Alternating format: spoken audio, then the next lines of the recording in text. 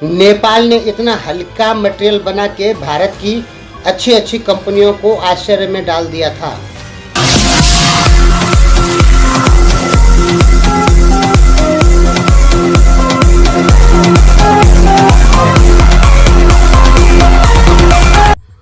नमस्कार दोस्तों, इंडस्ट्रीज हुआ या फैक्ट्रियां हुआ, ये किसी भी देश की रीढ़ होती है। किसी भी देश के विकास में इंडस्ट्रीज का बहुत बड़ा हाथ होता है, यानी कि प्रोडक्शन का किसी भी देश के विकास में बहुत बड़ा हाथ होता है।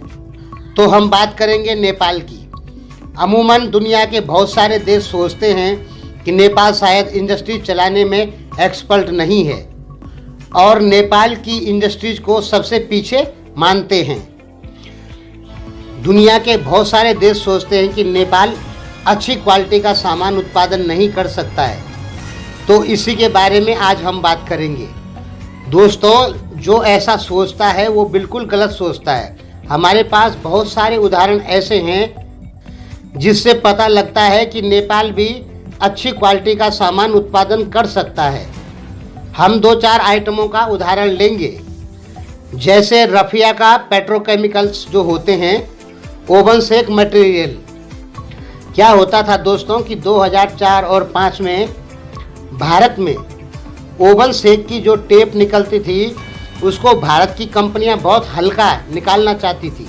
सबसे पहले तो आप ये समझें कि ग्राम और मिलीग्राम से छोटी इकाई एक होती है डेनियर, जिसका प्रयोग आमतौर पे नहीं किया जाता है और आम आदमी के जीवन में ये चीज़ें उपयोग में नहीं आती है।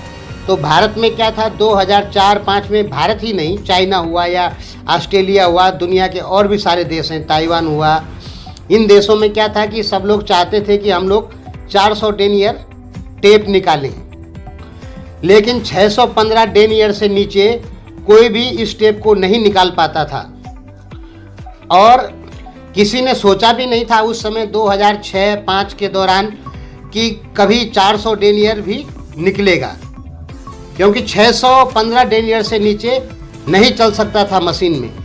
तो नेपाल ने पहली बार लगभग 2005 में 400 डेनियर निकाल के भारत को आश्चर्यजनक कर दिया, आश्चर्य में डाल दिया भारत की कुछ बड़ी कंपनियों को।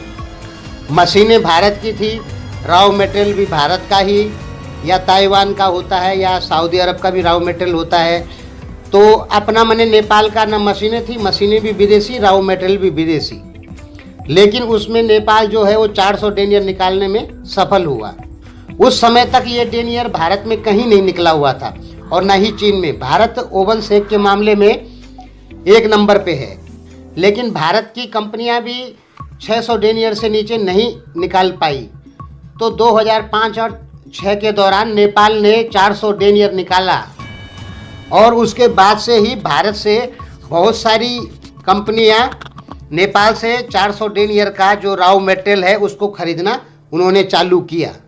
अब हम नॉन ओवन फैब्रिक में आते हैं। नॉन ओवन फैब्रिक जो नेपाल की कंपनियां 95 रुपये में तैयार कर सकती है, जो क्वालिटी, वो क्वालिटी भारत को तैयार करने में 100 रुपये लगता है। नेपाल की कंपनियों ने पॉलीप्रोपिलीन में कैल्शियम कार्बोनेट का ज़्यादा इस्तेमाल करते हुए हल्का डेनियर निकाल के यह साबित किया कि नेपाल भी अपनी इंडस्ट्रीज में अच्छी क्वालिटी का सामान निकाल सकता है और बहुत ही कम पैसे में। ऐसे ही नेपाल में एक भिरकुटी पेपर मिल है। वो पेपर मिल 8 GSM का पेपर निकालना चाहती थी, लेकिन नेपाल की राजनीतिक अस्थिरता के कारण वह निकालने में सफल नहीं हुई। अब दवाइयों की बात करते हैं। दवाइयों के मामले में भी कुछ ऐसी दवाइयां हैं जिनकी क्वालिटी बहुत अच्छी है नेपाल में और वो भारत की दवाइयों से ज़्यादा सस्ती है, अच्छी क्वालिटी है और सस्ती भी है। तो हमारे कहने का मतलब है कि जो देश ऐसा सोचते हैं कि नेपाल के लोग अच्छी इंडस्ट्रीज नहीं चला सकते हैं, तो वो बिल्कुल गलत सोचते हैं।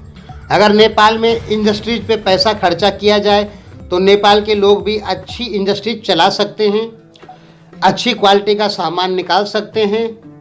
इसका उदाहरण हम आपको दे चुके हैं।